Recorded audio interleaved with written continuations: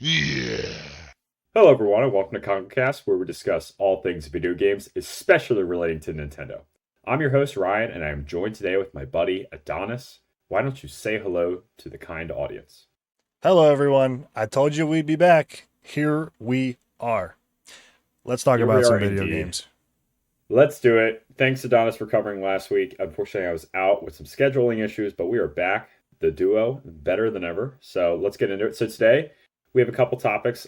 Just a quick rundown GTA 6, some news about that. So you look forward to that on today's episode. Clair Obscur Expedition 33 is also on the docket for today, a very interesting release. And we'll also be talking, of course, what we've been playing recently, and we'll also be talking about our May game recommendations for each other. So stay tuned. We have a good episode today. But why don't we get into it with our main topic for today? GTA 6 has been delayed until May of 2026, missing its initial release window of winter of 2025. But a second official trailer has dropped for the game, along with a plethora of screenshots. And man, Adonis, we should probably just start there because I don't know how you feel, but this game looks glorious. It does. We have not seen any gameplay, so let's just get that out of the way. We don't know how it's actually going to play, but we've had 5 Grand Theft Auto games up to this point, so I think we have a pretty good idea how it's going to play. But oh my goodness. I was expecting there to be a lot of graphical fidelity because this is Rockstar we're talking about, but oh my goodness. It bears repeating. There is part of the trailer where there is somebody watching TV and there's a little frame in the background and you can see an altered reflection of the TV in that frame. That is just so crazy that is included. Things like that are happening now. It just blows my mind. This game is going to be a looker. Like there Yeah. really is no other way to say it. It looks fantastic. And this is a pre-rendered trailer, so this is not how the game is always going to look, of course. I know that, but this is just impressive. And I know that the formula of GTA works, so I'm not as worried about gameplay. What I was worried about what I kind of still am worried about is how is the story going to be? Is it going to be fun and engaging? Is it going to be that classic Rockstar grit and tongue in cheek and like that's what I want out of the story, but I really don't got to worry how the game looks now. Oh my goodness. And I gotta say, man, uh, what's the name of the girl of the Bonnie and Clyde? Alicia, I think, or something Is like it that. Alicia? Something like that. Oh my goodness, I have such a crush already, and I haven't Oh, even played the game yet. jeez. I mean, I know she doesn't actually exist. I know that, but wow, I'm sorry. Her she is name's so pretty. Lucia. What is it? Lucy. Lucia's her name. Yeah, I was okay. Yeah, I had no idea. So yeah, no worries. But yeah, jokes aside, beautiful trailer, and it seems as though this is going to be something, uh, not maybe better than what I expected, but honestly, Yeah. the more I see, the more I think that. Yeah, dude. I agree with you that the trailer just looked beautiful. I mean, what I got was the sense of setting. And I got this from the first trailer as well. But this trailer just sent it even further home that we are in Miami, right? I mean, it's Vice City is the in-game name for the location, but it has Miami written all over it, dude. Sure And does. I just love it. I love the sense of setting. It looks incredible. I want to explore it. I want to get the cops on me and get 5 stars and run away. That's my favorite part about GTA. It always will Same. be. Um, and you say there's no gameplay, and for the most part, I think you're right. But there are definitely some moments in the trailer. For instance, the very first shot where it looks like pre-rendered cutscene or maybe an in-game cutscene, but then like you can kind of tell they cut right before gameplay. Oh Just the way the yeah. camera pans, it's very Rockstar-esque. It's like it's talking about Jason and this other character, and then all of a sudden it's panning behind him. It looks like it's about to go into gameplay, right? If you played a Rockstar game, you know exactly what I'm talking about. True. And so what that means to me is that a lot of these cutscenes that they showed in this trailer are maybe in-game trailers, right? Not pre-rendered or anything, but in-game engine, which is incredible. It's also worth noting that they detailed that this was all captured on base PS5.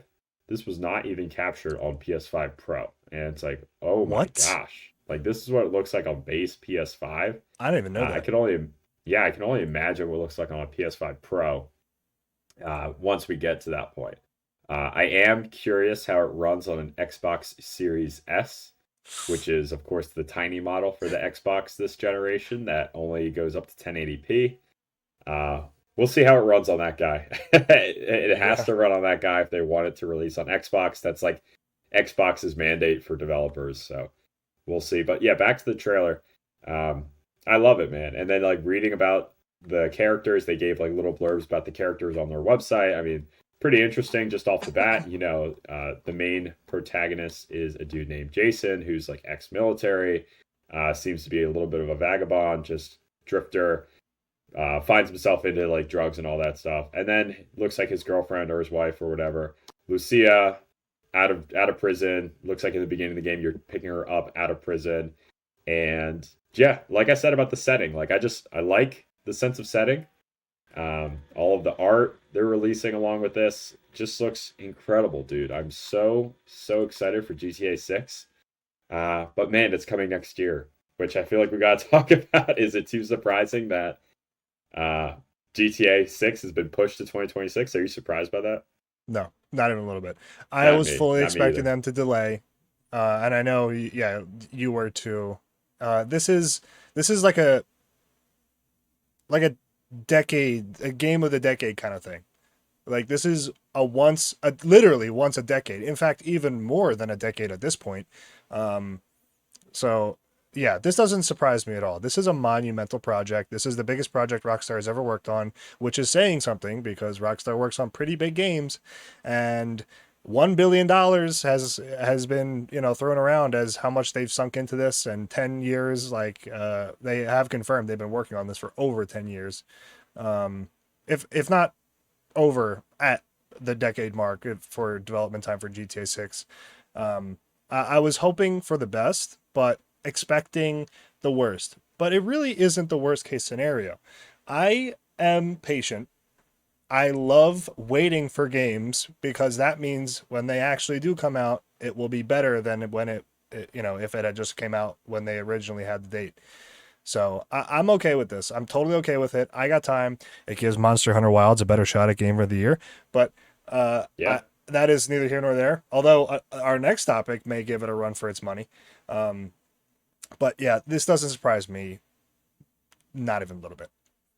Yeah, I wasn't surprised at all. I mean, we know Rockstar likes to try to always up the ante, top themselves from their last game. And when GTA 5 released, I mean, that was a moment in time. I remember being a freshman in high school, which is Yeah. crazy to think about. It was that long ago. But yeah, playing on the 360, I got it on release with my friend Carlos. And I remember going into the basement of his mother's house and playing it and immediately going to the strip club and just thinking, this is insane. This is allowed in a video game. Like I was blown away by it.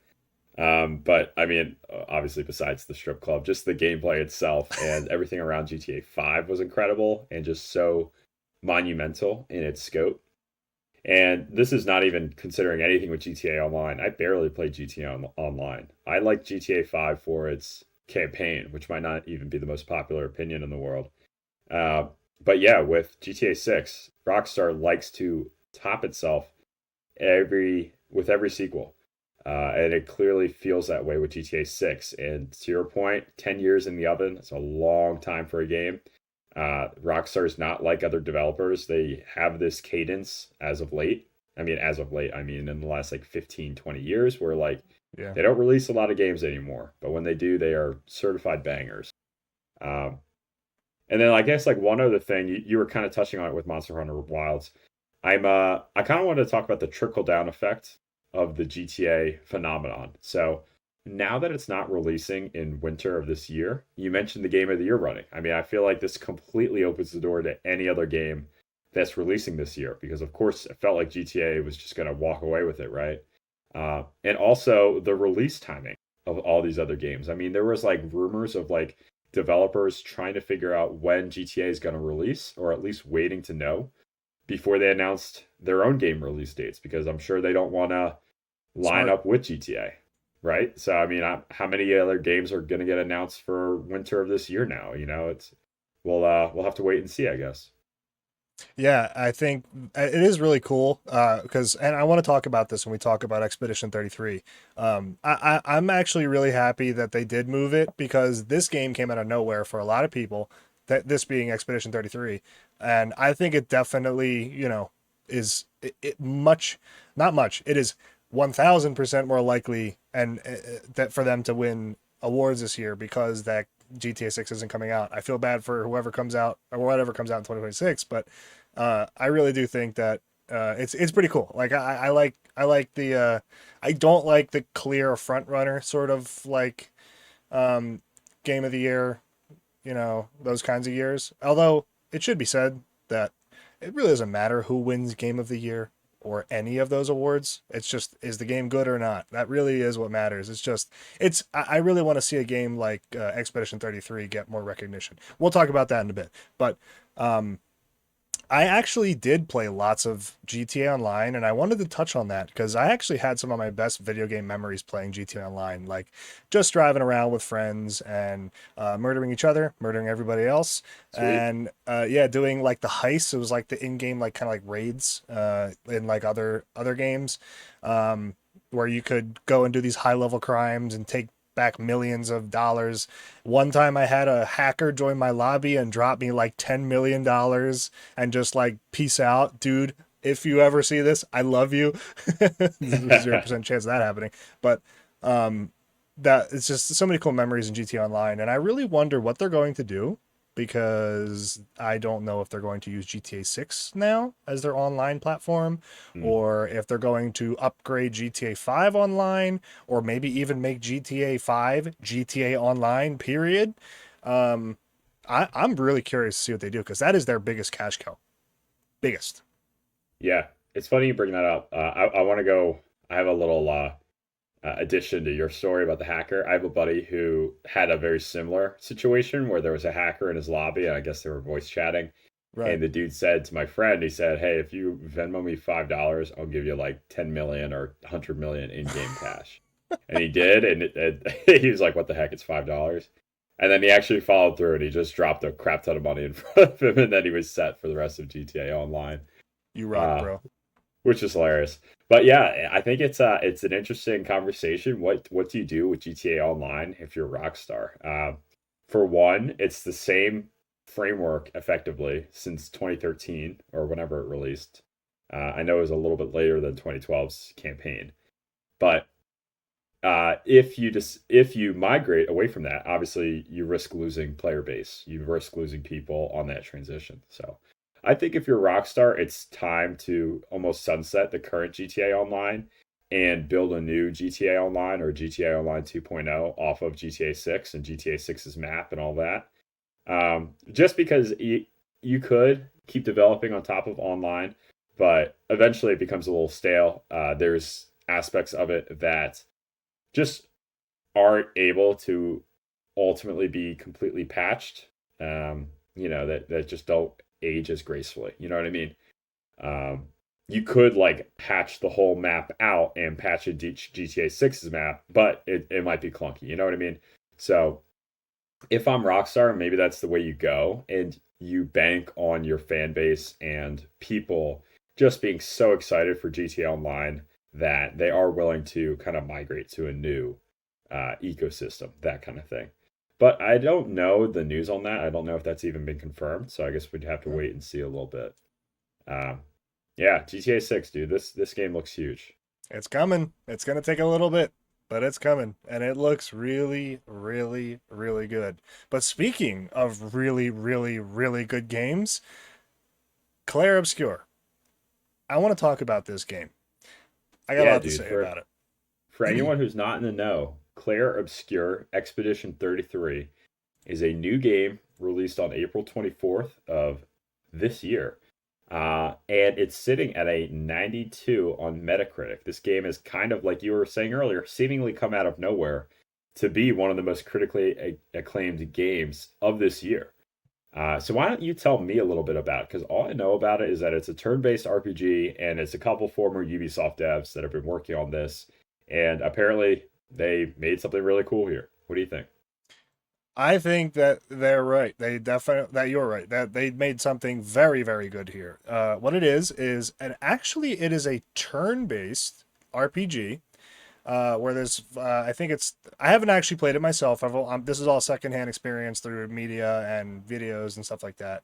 Um, and it's, you play as like 4 or 5 people in a party, and you're trying to stop like functionally like a world-ending event where there is this lady who writes a number, and that number, if you age to that number, you die as you turn that age. So let's say she writes down 33. Where do you think Expedition 33 came from? Then everybody who's 33 passes away. And Expedition 33 is the party, and they're trying to figure out why this is happening and how to stop it.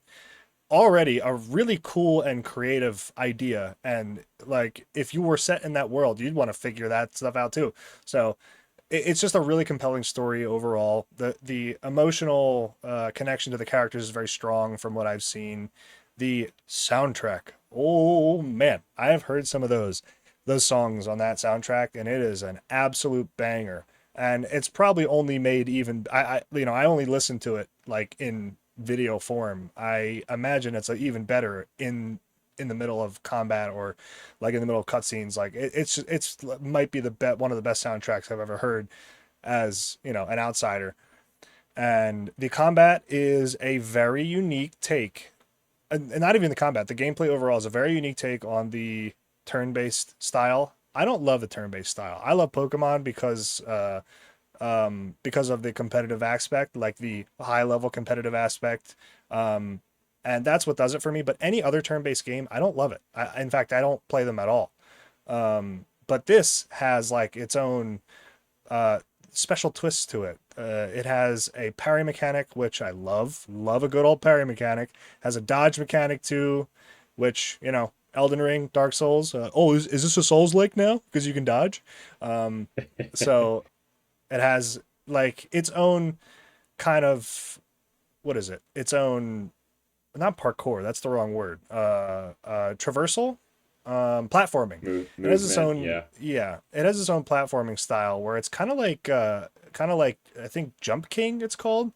Um, Very strange choice, but from what I've heard from a lot of people is that it really works. Like they play to its uniqueness, and the devs, and that really does kind of like sum it all up well, is that the devs played to the uniqueness of the game so well. They could tell they loved their game.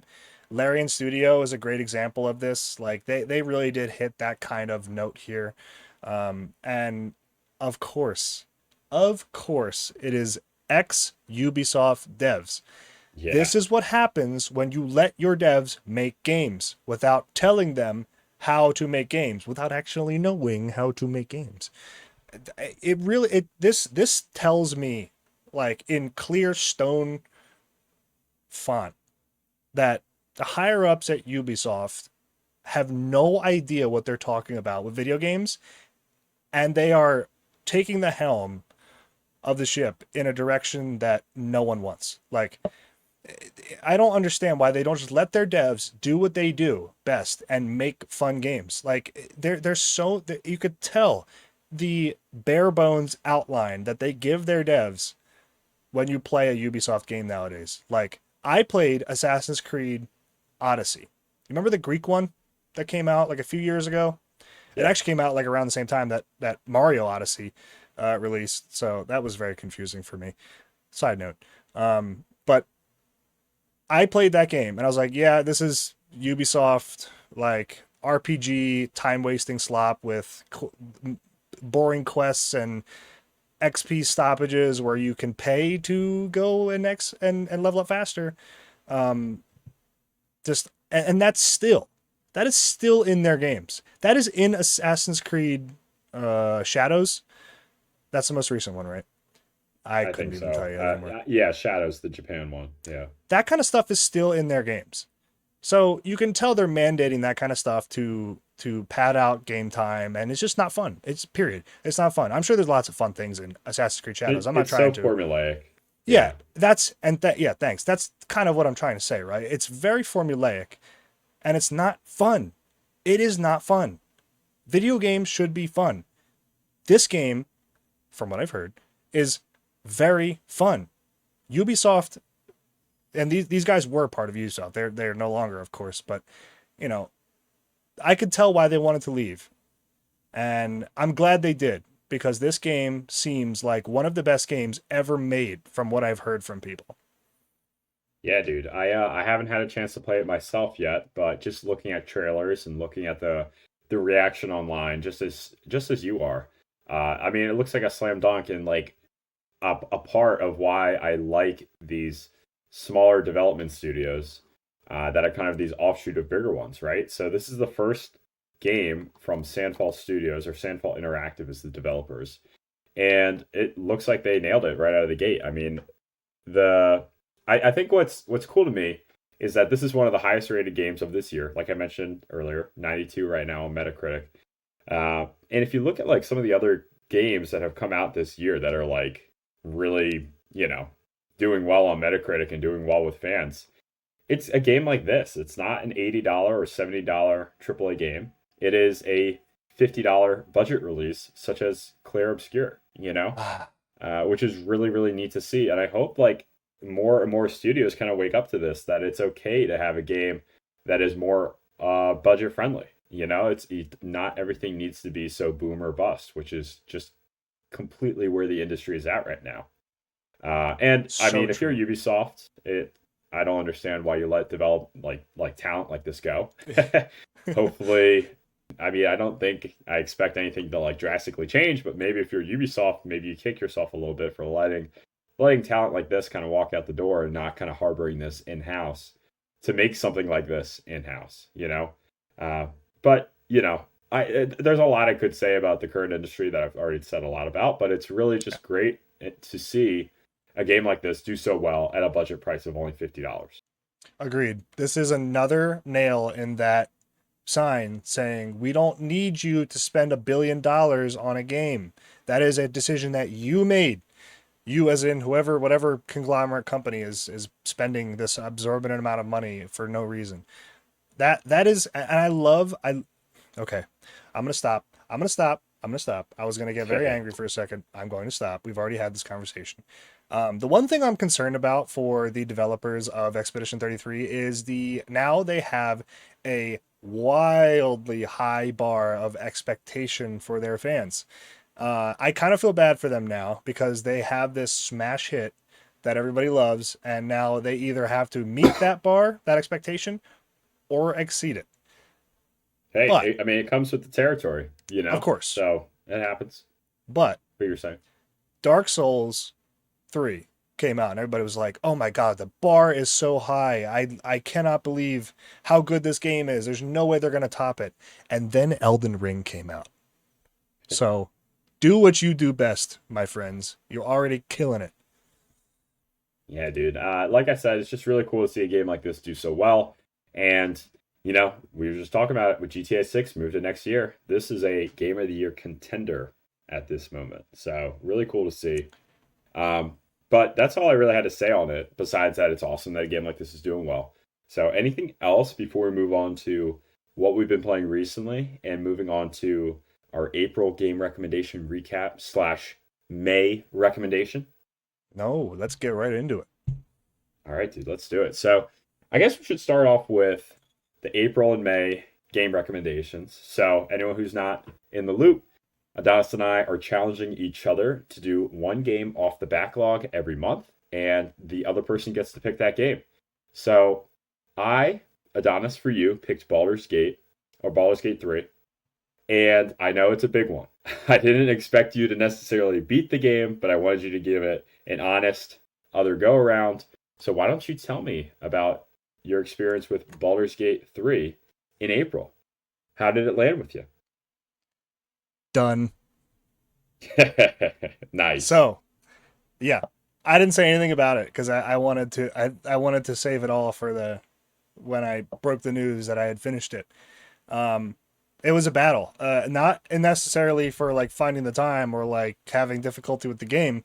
It was getting the game to run because a Ooh, while back I had played with mods because I wanted to add more D&D like 5e stuff, which was also part of my own like I just want to learn how to mod, and I figured Baldur's Gate 3 would be a great way to start to learn how to do that. And I definitely learned a lot.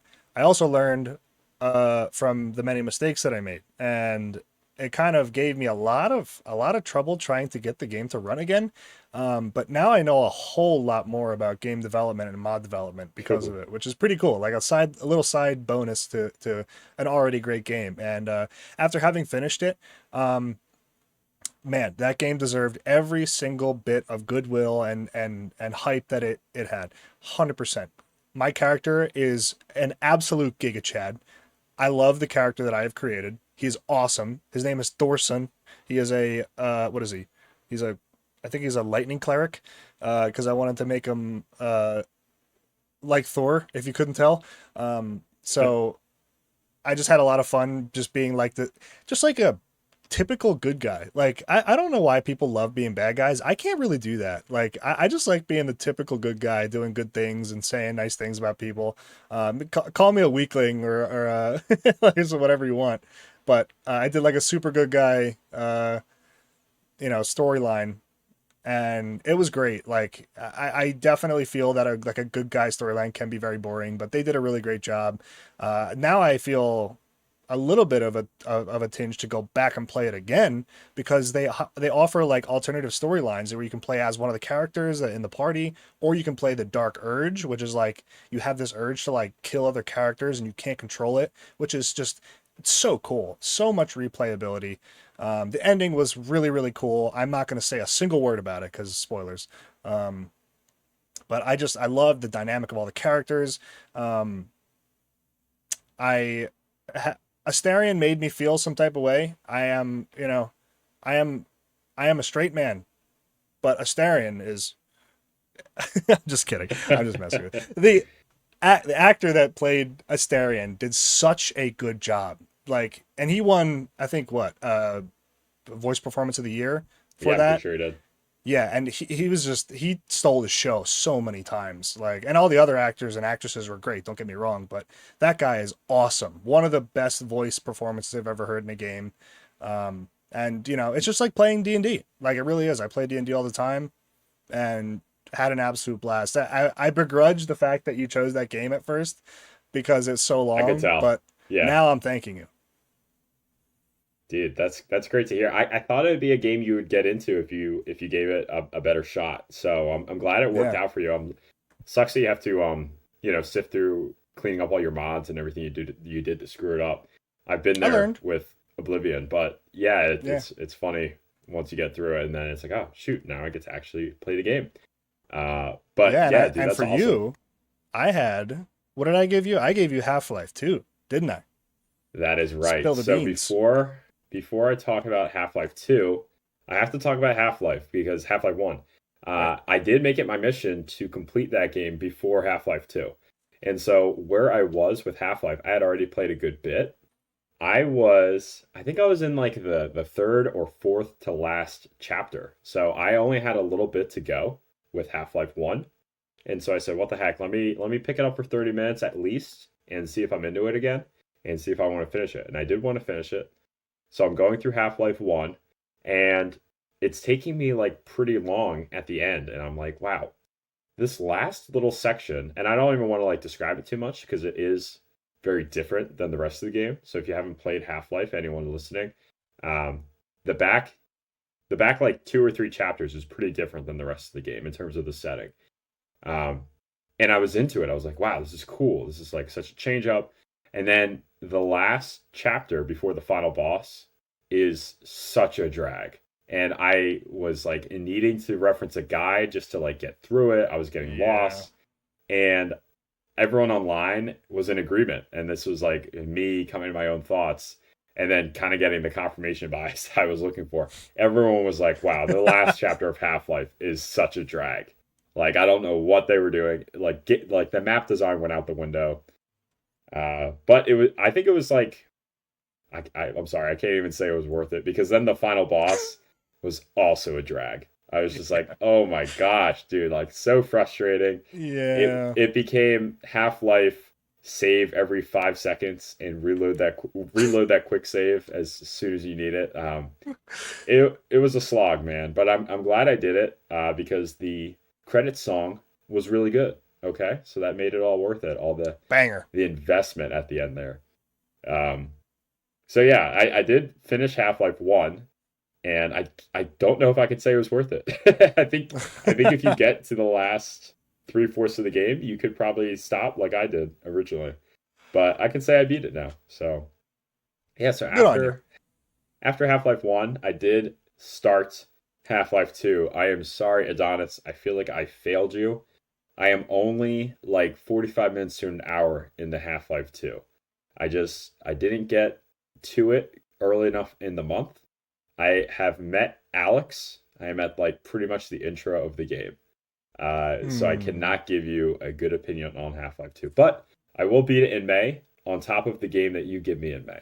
So I am Yeah. sorry, Oh, it's okay. but my I'm my just experience in April was more Half-Life than Half-Life 2. Yeah, I probably could have warned you about that, but I just kind of wanted to let you experience it on your own. Like I didn't I guess I shouldn't have cuz but I knew this was coming. I knew it. It's the moment I heard you were playing Half-Life 1, I was like, or I saw it and I literally saw Yeah. it pop up on my Steam profile and I was like, "Uh-oh." But it is Yeah. a good game like overall. It's just Yeah, had some no. and they learn from it 100%. Yeah, no doubt. I've heard Half-Life 2 is everything that's good about Half-Life 1, but better design. Like just across the board better design. So that's what I'm looking forward to. I guess did you have a similar experience to Half-Life 1 toward the end? Yeah, it totally drags. And I'm kind of an idiot, so like I totally had to resort to online resources a lot more than the average person. I usually do overall. Um, and that kind of ruined it for me. I don't like having to do that. Um, just like the pacing, it just totally falls off, right? It like melts away. Like it just yeah, it's bad. Yeah. But And only for that part. I'm okay sometimes with using a guide. And like I'm even okay like getting lost sometimes because then it like the reward of like getting on the right track is pretty cool. What sucked for me, and I don't know if other people have had this issue, I was like running out of ammo. Like I did not have a lot of ammo at the end of the game, and then all of a sudden I'm using my crappiest guns on the strongest monsters at the end. So it was like I said a drag.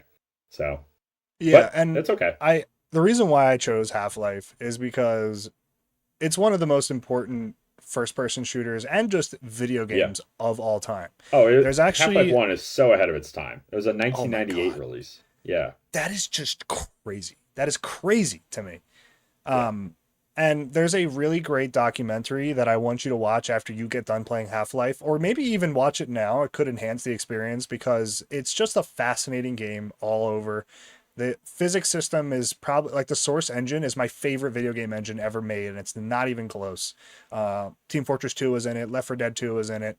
A lot of twos in there. It would be great if there was a 3 in the Source engine, but I guess not. Counter Strike 2, for the love of God. And I just Portal love 2. the way Valve develops games, and I really highly recommend watching it. I'm pretty sure it's on Valve's YouTube channel, but you could probably just find it like Half-Life 2 development documentary. And there's actually a Source 2 now. They Valve not too long ago created a second Source engine that is very powerful. I think Counter Strike is in it. Um, so yeah, I just Valve for me is a very special developer, right up there, if not second in command with From Software. So Yeah. glad and I'm happy to hear you enjoyed some of it, and looking forward to see how you enjoy Half-Life 2. Yes, sir. Dude, I'm sorry. I'm only an hour in, but I was digging it. So I will be completing it in May. We'll talk Um, about this later. but do you want to get to our May game recommendations before we shift over to what Yes. we've been playing? Can I go All first? right. Do you want to go first or me? Can I go first? Go ahead. I've been looking forward to this like the whole time. So, there's a very little game that you probably have only bought and like looked at the box and then put in the shelf for later. Way back in the day, little old Adonis and his dad bought a Wii. Oh, my dad bought it. I didn't buy anything. My dad bought a Wii for me and the rest of the family, which the Wii is a great console, one of the best consoles ever made. And one of the first games we got was a game about marine biology, which I had been very much so aligned with when I was a child. I wanted to be a marine biologist. That didn't work out. But this game, for me, was like that first step, right? It is just a game where well, I guess I didn't say the name yet. It's Endless Ocean. That's what I'm prescribing to you. Very short, very sweet. You'd only really have to play it for an hour or two to get the best experience, which I think is okay. I think that's okay for a game to be short. Yeah. It is just the most relaxing experience I remember having as a child playing video games. And like the next best thing for me was like Animal Crossing. So that's saying a lot. Endless Ocean is a very important game to me. And I don't really talk about it. I don't think I have talked about it on this show ever. Because it's just so deep into my childhood. I couldn't even tell you when it released, but we had it very close to when it actually came out on the Wii. And it's just marine exploration.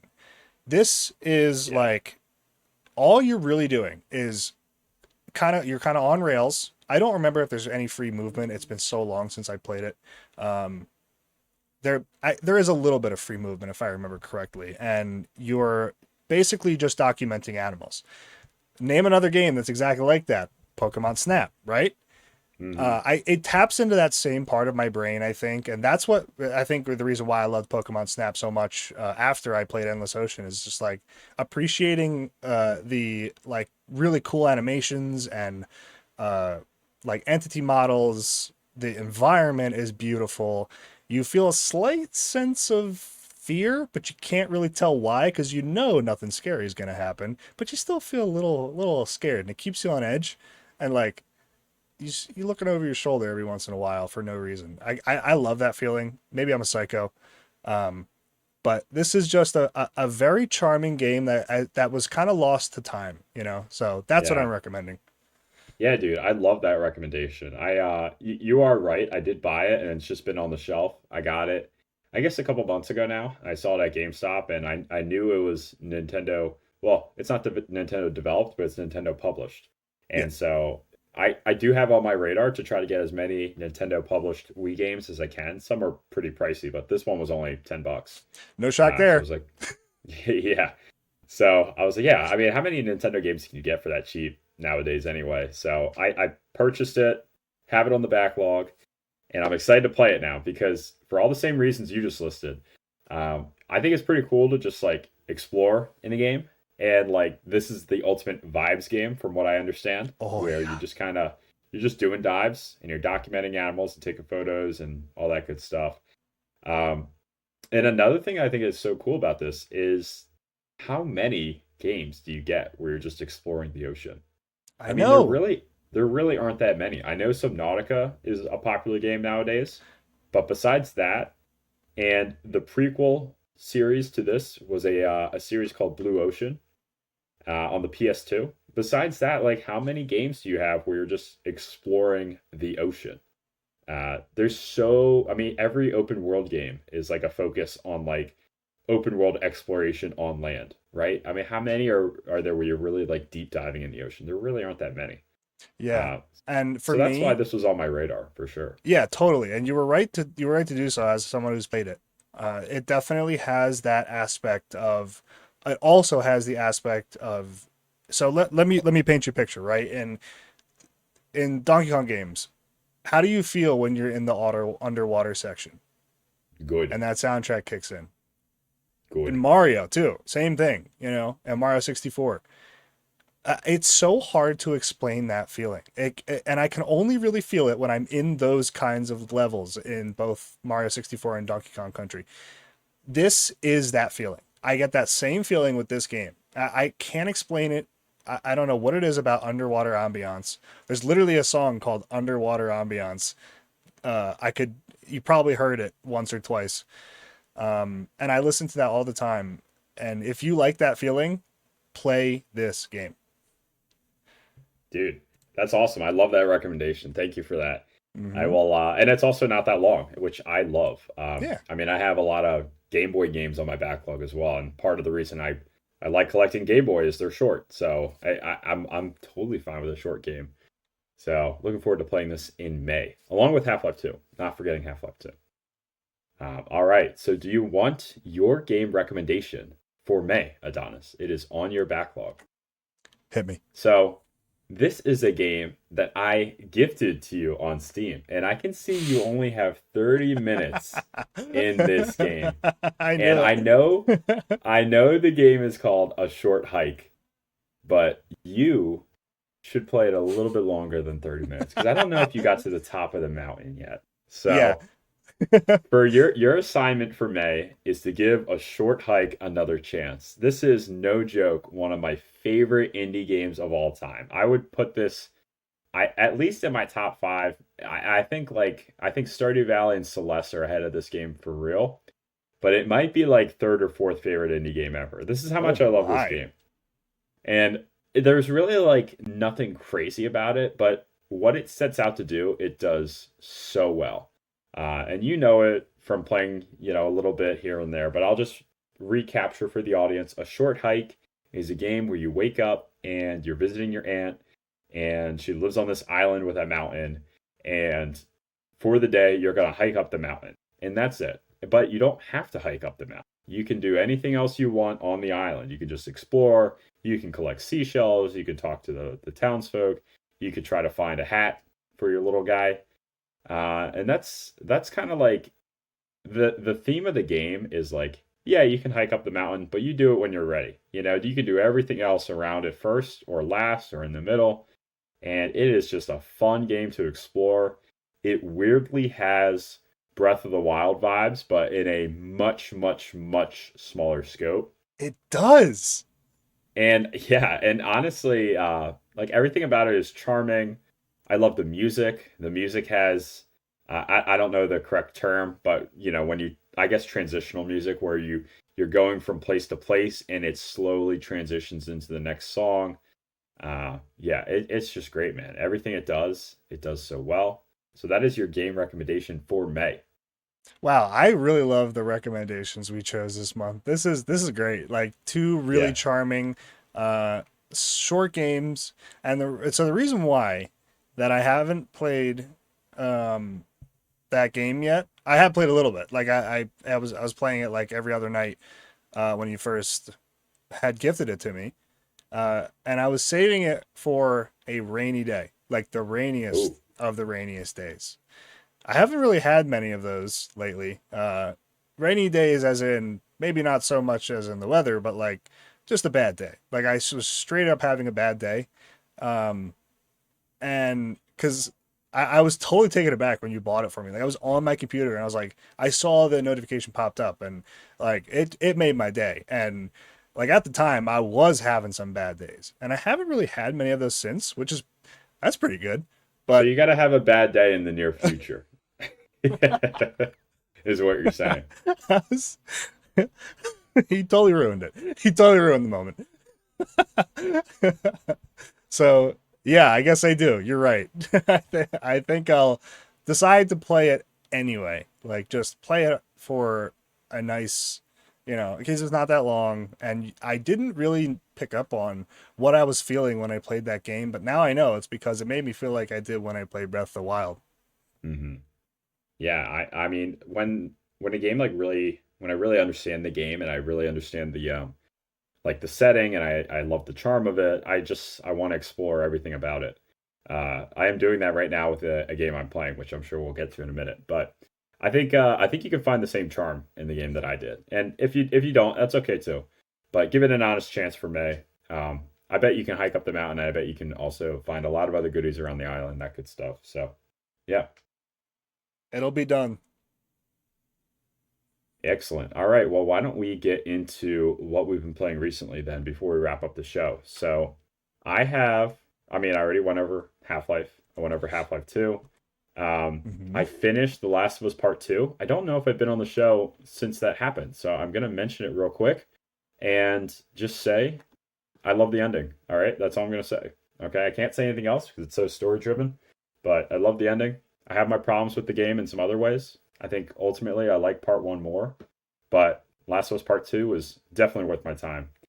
And yeah, so other games I've been playing is really only one more, and that little game is a little game called Animal Well, which I know you've heard of. I forgot about that. And That's right. yeah, dude, and I started playing it on Sunday, and I didn't have much going on Sunday, and I was just completely enamored by it. So I played for like no joke 6 hours on Sunday. That was just most of my Sunday just doing that. Whoa. And then the next day I rolled credits on it and I beat it. And wow, dude, what a game! I mean, the less you know about this game going in, the better. But all you really need to know is it's a Metroidvania where you play as a little squishy guy. That's all. That's all you really need to know. But True. since I've rolled credits, I've continued to play and just try to explore and find every secret I can. I haven't looked anything up yet. I'm trying to find as many secrets as I can without looking Don't. it up. I promise you. Yeah, Don't. which yeah, that's what I've heard. I heard that's the recommendation. So I said, okay, let me do as best I can without looking anything up. And I'm probably I feel like I could play another like hour or two without looking anything up, and then I'll be at a stopping point where if I want to keep going, I'll have to look some things up. So we'll see. That's fair. We'll see how it goes. I might 100% it. I mean, I'm really enjoying it. So yeah, that's what I've been playing this week. Yeah, and also published by a YouTuber that you and I are a huge fan of, Donkey. Video Game Donkey helped make this game, and only one guy made it. This is more of what the industry needs. A game like this, Yes. and I love the art style of this game so much. Yep. You're in for such a treat, and I am kind of sad because I am part of a streaming community where the person that was had been streaming it, like I pretty much watched the whole game, Mm. not all of it. Definitely still could discover some stuff, but I pretty much had it functionally played for me, which kind of like is a playthrough for a game like this. I'm probably still gonna buy it anyway because it's just that good. But I'm kind of sad because you know, but Yeah. that's it. Like I can't really. Yeah, dude. Hopefully he makes more. I mean, I could definitely see the replay value as well. If you're someone who likes speedrunning, there is a clock in the game that can kind of clock you as you're running through. And it's also the type of game where like um it's I wouldn't say like super open, but there is like some stuff you could do out of order. So if you ever wanted to do your own playthrough, or if anyone's doing a repeat playthrough, you could definitely do things out of order a little bit, which is cool. And I just appreciate a lot of the design as well. Um, I almost don't want to talk about it, but I'll say this I one know. thing that's not too spoilery. Um, the item system, like I'll say this: the items you get are just really unique. You know, it's like let's say you're playing a Metroid game, you get the blaster, you get the bombs, you get the power up suit that can let you like run through walls. You know, you get a Right, bunch of right. like stuff to make you stronger. This game's not like that. You get a lot of items that are like almost like useless junk, but you figure out ways to like make them work for you, which is really cool. Um, so yeah, Animal Wall, really enjoying it. That's all I really have to say about it though. This feels like a really like fun game to play with like two or three other people trying to find secrets just like for the first time. Yeah, Man, that would have been a great way to play this game. Side note. So yeah, that's a lot of good stuff. That's a lot of stuff for you, right? yeah, dude. You playing I've some been games. grinding. Well, I've also been off the show for 2 weeks here. So Oh yeah, that's right. Well, I guess we've literally 2 weeks. Yeah, that is a lot of time now I think about it. Um, but for me, I've been playing a lot actually. That's what like 5 or 6 weeks in a row. Um, which is funny because like I've never been so busy in my life. But I guess for me, it's just like the stress reliever. Um, for me, I have still been playing Monster Hunter Wilds. I'm at 160 or 70 hours now. It's getting up there already. I'm hunter rank like 140 or 150, which is like a level per hour. Pretty good, almost. It's a little bit less actually. Um, and I have reached the pinnacle of strength in this game, and still feels like I did, if not better, than when I started playing. The end game is very good. It's very, very good. Performance has been better, although not ideal, optimal. Definitely could be improved, and I think they will, 100%. I have beaten all 8-star hunts, all arch tempered apex predators, well, tempered and arch tempered. I am approaching having all apex predators with gold crowns. So I have 3 gold crowns at the moment, or 2 or 3. Uh, and I decided to take on the hardest quest in the game, which at the moment, in my opinion, is the arch tempered Ray Dow fight, which just released recently. They have a time attack version of it where there's an A rank, B rank, or C rank. It is a free challenge, like arena quest. And if you get the A rank, which at this time is 13 minutes, is you get the special pendant, which you can only get through this event. It's only around for so often. Like, it is going to be one of the most rare items in the game. And I was like, I'm getting that. Period. I don't care what it takes. And I'm doing it solo. And I immediately I load in, and what is it?